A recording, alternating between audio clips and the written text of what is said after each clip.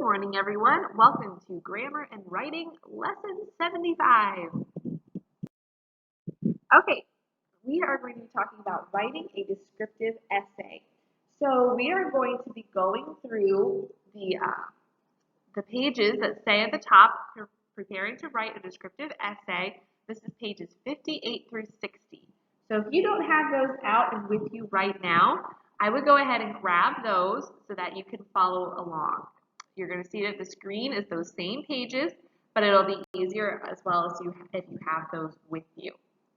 Okay, so let's talk about what descriptive writing is. Descriptive writing describes a person, place, object, or event. With language that appeals to the senses, descriptive writing creates pictures in the reader's mind.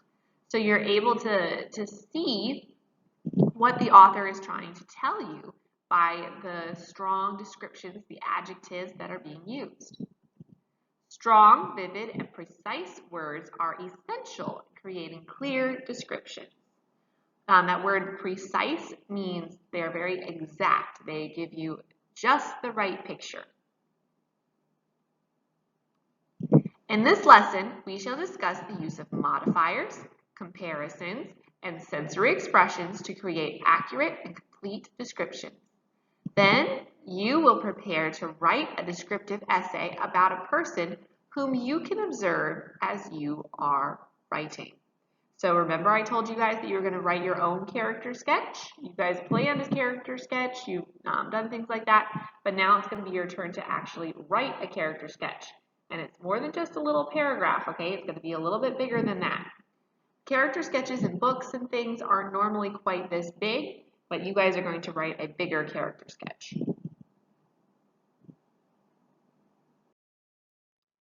Okay, so use these writing tools to improve your writing, to make good descriptive essays.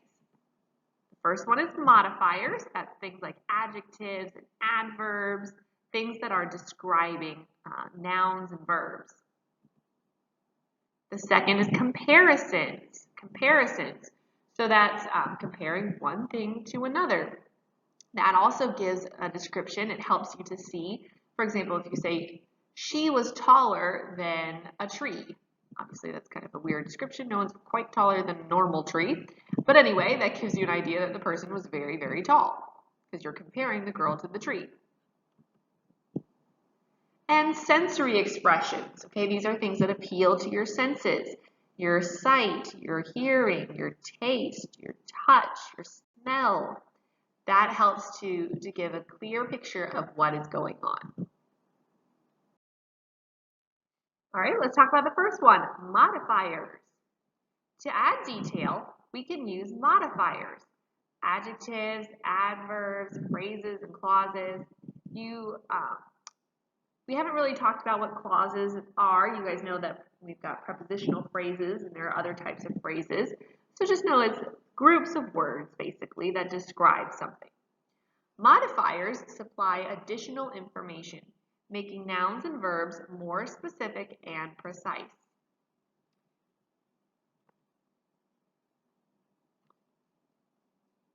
Sorry, I forgot to click the thing. Fearless, flawless, and unflappable, the superhero stood confidently within arm's reach of the enemy. So here we have modifiers. We have some adjectives and adverbs. The first three, fearless, flawless, and unflappable, they describe the superhero. So they're adjectives because they're describing a noun. Confidently is an adverb. It's describing excuse me, how he stood. If I were to take out those modifiers and I just had the superhero stood within arm's reach of the enemy. Okay, we can picture it, but we can't really picture exactly what's going on. It doesn't really give you an idea of what the superhero is like. Is he scared to be within arm's reach of the enemy? Is he brave being in arm's reach of the enemy? We don't know. But when you add in these modifiers, you can picture him. He's probably got his hands on his hips, cape waving. He's got a firm look on his face, maybe even a little bit of a smile. He's not at all afraid. So it gives you a better picture and it helps you to know exactly what's going on.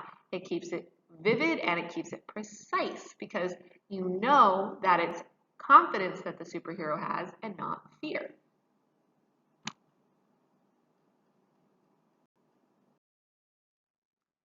All right, how about comparisons?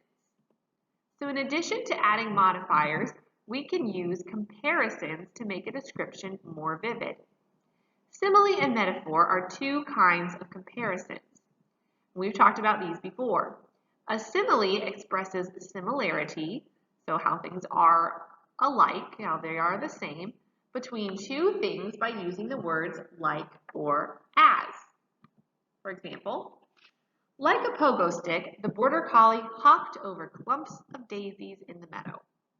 So if you don't know what a pogo stick is, that's just a long, like palo, a long stick with petals, these things sticking out the sides for your feet to go on, and on the bottom of the stick is a spring. So you put your feet on the little petals, and it has handles, and you jump up and down using the spring.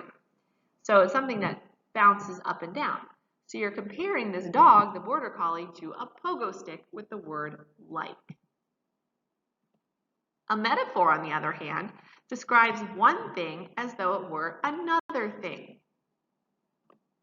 She was springy and energetic, a pogo stick with fur. So here we're still comparing the dog to the pogo stick, but we don't say it's like a pogo stick, you just call it a pogo stick. And so that you know in your mind that the dog is not actually a pogo stick.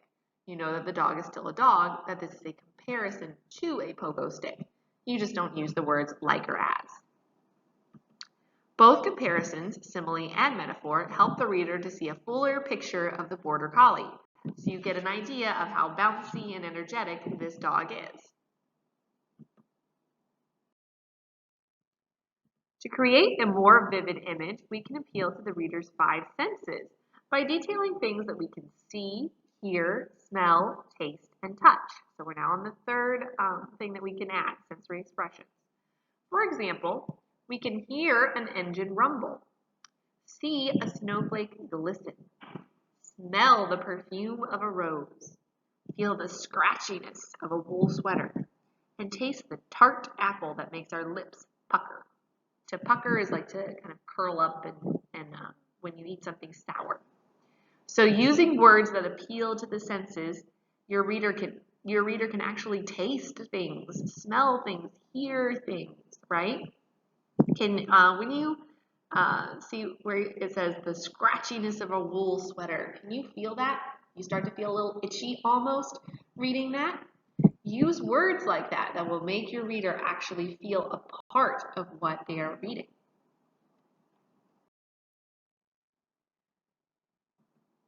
Below, Washington Irving describes Ichabod Crane, the schoolmaster, the teacher in the legend of Sleepy Hollow. So we're going to take a look at his descriptions here in that yellow box to get an idea of what a good description looks like. He was tall, but exceedingly lank. That means long and thin, with narrow shoulders, long arms and legs, hands that dangled a mile out of his sleeves, feet that might have served for shovels, and his whole frame, so his whole body, was most loosely hung together. His head was small and flat at top, with huge ears, large green glassy eyes, and a long snipped nose, so that it looked like a weathercock perched upon his spindle neck to tell which way the wind blew. So we see that Irving's description demonstrates how a writer can use details, modifiers, and comparisons to give the reader a clear picture of an imaginary person. So his details are things like he's exceedingly lank, so he's very tall and thin, narrow shoulders, long arms. When it says he has hands that dangled a mile out of his sleeves, okay, that's a form of exaggeration. His hands obviously aren't a mile long, but in a way you're comparing it to a mile because you're saying that they're a mile long, which means that they are just very, very long hands. You see he has huge green ears. We see simile in that his nose is like a weathercock, that's like a weather vane perched upon his spindle neck, which means very, very thin neck, to tell which way the wind blew. So we see all kinds of descriptions in this paragraph. It gives you a very, overall, the impression that he's tall, he's thin, all of his features are long and kind of protruding, and he looks probably a little strange. It gives you the overall picture of him. If he just said he was tall and thin, with green eyes, doesn't tell you very much, right? Not very interesting to read. This gives you a better picture. In her novel, Johnny and Hermione, Esther Forbes uses metaphor and sensory images to describe a place. So here we're mostly going to see just the sensory images. Boston slowly opened its eyes, stretched, and woke. The sun struck in horizontally from the east, flashing upon weather vanes. Brass cocks and arrows, here a glass-eyed Indian, there a copper grasshopper, and the bells in the steeples cling-clanged, telling the people it was time to be up and about. So the metaphor we see with Boston slowly opening its eyes. Boston's a city, so a city itself doesn't have eyes, but all the people do. So she's comparing Boston to a person, the city itself to a person in waking up. Then we see sensory images, especially with describing the weather vanes and the bells. We see cling-clanged, it gives the idea of the sound that you hear. And so those are good descriptions, kind of gives you a good picture. You can feel the warmth of the sun almost as it rises over the city of Boston. In the same novel, the author goes on to describe Johnny Tremain, the main character. Johnny was already in his leather breeches, those would be his type of pants, pulling on his coarse shirt, that means a ruff, tucking in the tails. He was a rather skinny boy, neither large nor small, for 14. He had a thin, sleep-flushed face, light eyes with a wry mouth. That means kind of like a thin mouth that might be smirking a little bit. And fair, that means very light-colored, lank hair, that means straight and long.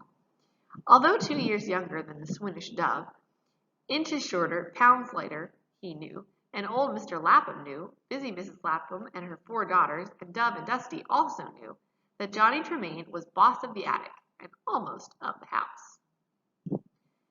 The examples above show how good authors create vivid pictures using details, modifiers, comparisons, and sensory expressions. So you get a good idea of what Boston is like. You get a good picture in your mind of this boy Johnny, who even though he's not, in his appearance, he's not anything overwhelming or grand. He's not large, he's not too small. He's just a normal kid of 14. He's still the boss of the house, so you kind of get the impression that he's probably a little energetic and, very organized. So you have a good picture of what this boy is like as you go to read the story about him, which, by the way, it's a good story. You should read it.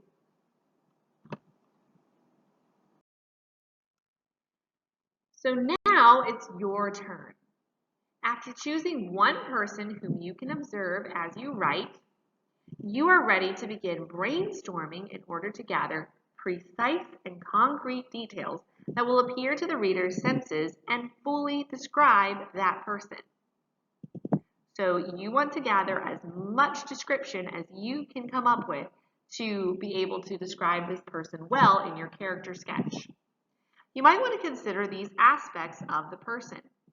First of all, physical appearance, size, age, gender, colors, shapes, and textures of hair, eyes, skin, and clothing, peculiar features or facial expressions, movements, and gestures. Gestures is like the movements you do with your hands. So these are all things that contribute to the physical appearance. What a person sees when they look at a person, how that person looks in their description. So that's going to be one paragraph, by the way. Then next, we have personality traits, mannerisms, so how they act, habits, what they always do, usual disposition, so like their mood, are they grumpy, are they happy? By their actions, people may demonstrate that they are intense or relaxed. hyperactive or laid back, outgoing or shy, humble or proud, etc. So with personality traits, you're going to describe their character, what they are like. So a little bit of what they do. And then we have the last one, how the person affects others in the world around him or her. So where does the person live? What does the person do? What are his or her passions or interests? How does he or she relate to others? How does this person make you or other people feel? So then, on a blank piece of paper, quickly write everything that comes to your mind concerning the person you wish to describe. Without regard for spelling or grammar, write all the nouns, verbs, adjectives, adverbs, phrases, clauses, comparisons, and sensory expressions that occur to you. So that's what I want you to do right now. Pause your video and using these 3 things that we've looked at, and they are on your page, remember, you need to go and write down everything. You don't have to put them in any particular order right now. Just write it all down, everything that you can come up with. This should take you a good 5 minutes at least. So pause your video now and go do that.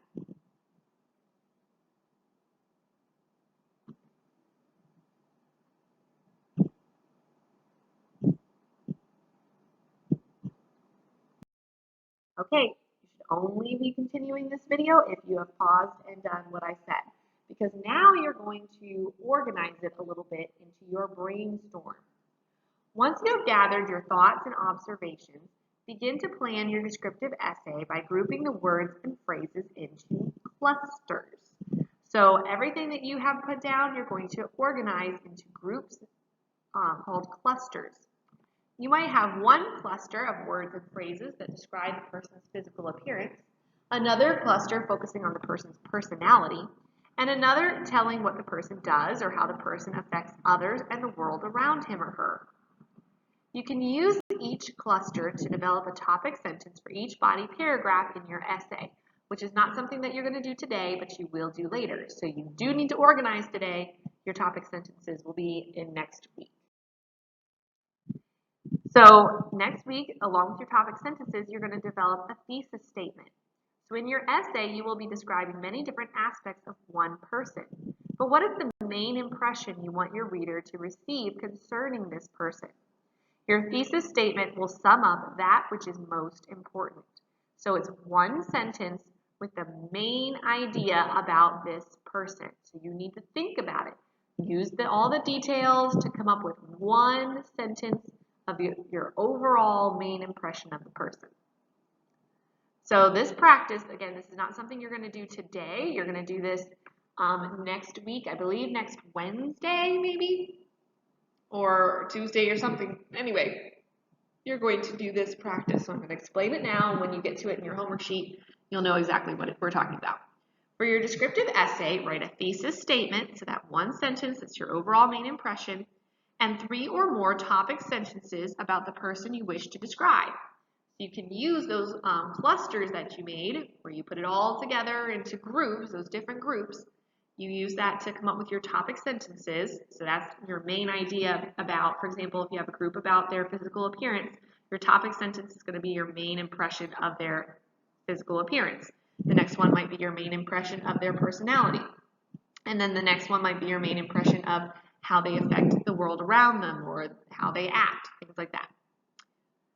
So in the next lesson, it says you will develop each topic sentence into a body paragraph by adding more detail. Now this won't quite be the next lesson, okay? Keep your brainstorming paper and this assignment in your folder or binder so that you will be ready to complete your essay, aka don't lose it. You need to use it. So you won't be giving me any of your writing stuff right now. You need to keep all of your writing stuff in your binder, or if you have a separate folder, wherever you keep it, so that you can keep it safe and not turn it in to me with your packet. All right, so what is your homework for today? Let's clarify. You need to complete the 3 brainstorm clusters of your character's appearance, personality, and actions, so how they affect the world around them, for the paragraphs of your character sketch, which you will then have later. All right, that is it for today. I know this was a little bit of a longer lesson. That's why I took out the vocabulary for you. But if you have any questions about what you need to do, you feel unclear, just let me know and I will be happy to help you. Have a great day, guys. I love you very much. Bye.